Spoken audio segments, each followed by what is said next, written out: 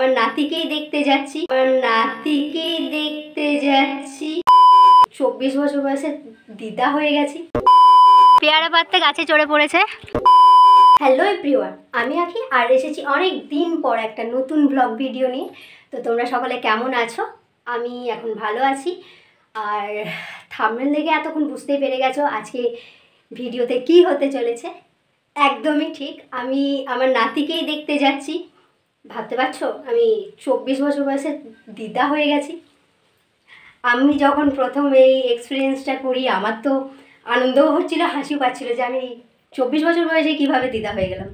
তো যাই হোক, তো দেখতেই পাবে কিভাবে দিদা হলাম, কেন কি সমস্যা, সমস্ত কিছু থাকছে আজকের ভিডিওতে।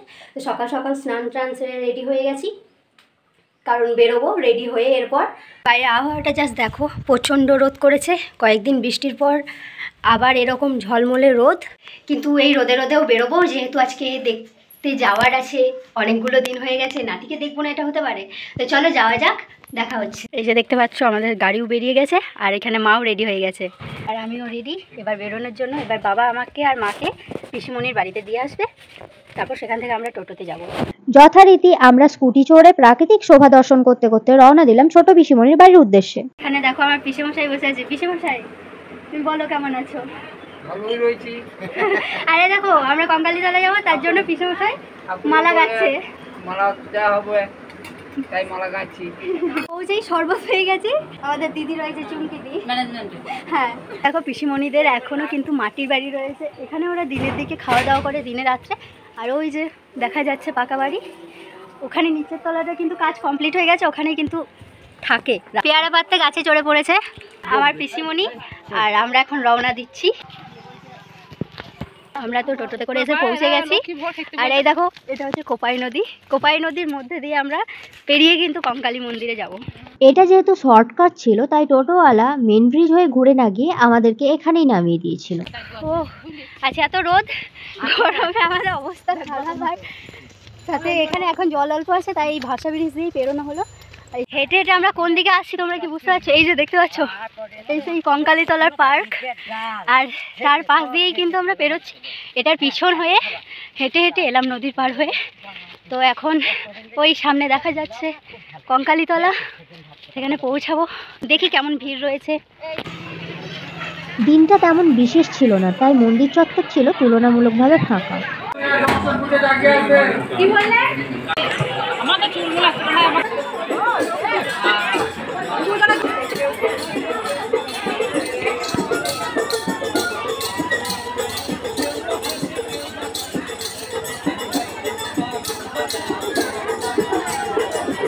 কুণ্ডের মধ্যে প্রণাম সেরে একটু গান শোনার পর মন্দির চত্বরটা একটু ঘুরেও দেখে নিলাম।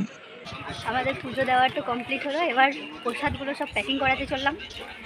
সেরকমভাবে মানে ভিড় রয়েছে অল্পই, তাড়াতাড়ি করে আমরা পুজোটা দিয়ে ফেললাম না। ওইটা পরেও বাধা হবে। খুব টাইট নয়, খুব লুজ হলে হবে না। তারপরে সোজা চলে এলাম কাঞ্চেশ্বর শিব মন্দিরে দর্শন করতে। আর আমার নাতির জন্য প্রিয় গিফটে কিনে নিয়ে রওনা দিলাম আমার বড় পিসিমণির বাড়ির উদ্দেশ্যে। দুপুর 1:30টার সময় আমরা সবাই রোদে ক্লান্ত হয়ে হাঁটতে হাঁটতে অবশেষে পৌঁছালাম বড় পিসিমণির বাড়িতে। মানে অবস্থা খারাপ আমাদের, এবার যে খাওয়া দাওয়া করে ঘুম দেবো মনে হচ্ছে। পিসিমণি কেমন আছো? পিসিমণি কেমন রয়েছো?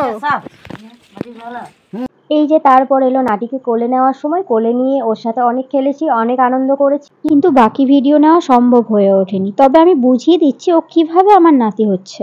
এই যে আমার সাথে ছবিতে দেখছো, এটা আমার বড় পিসিমণি, আর এটা হলো আমার পিসেমশাই। আর এই যে দেখতে পাচ্ছ ইনি হলো আমার বৌদি। আর দাদা যেহেতু বাড়িতে ছিল না তাই দাদার কোনো ছবি নেই। আর এই যে দেখছো ও হলো লিপি, আমার দাদার মেয়ে, সম্পর্কে আমার ভাইজি হয়। তাহলে হলো না ওর ছেলে আমার নাতি। পিসি শাশুড়ি আগেই হয়েছিলাম, এখন পিসি দিদা হয়েছে। নাতির সাথে তো আরো সময় কাটাতে ইচ্ছা করছিল, কিন্তু বাড়ি ফেরারও তারা ছিল, তাই চলে আসতে হলো। কিন্তু তারপরও আমরা বাড়ি না ফিরে কঙ্কালীতলায় আবার গিয়েছিলাম মঙ্গল আরতি দেখতে। আর যেহেতু গরম লাগছিল তাই পাখাও নিয়ে গেছিলাম সাথে করে।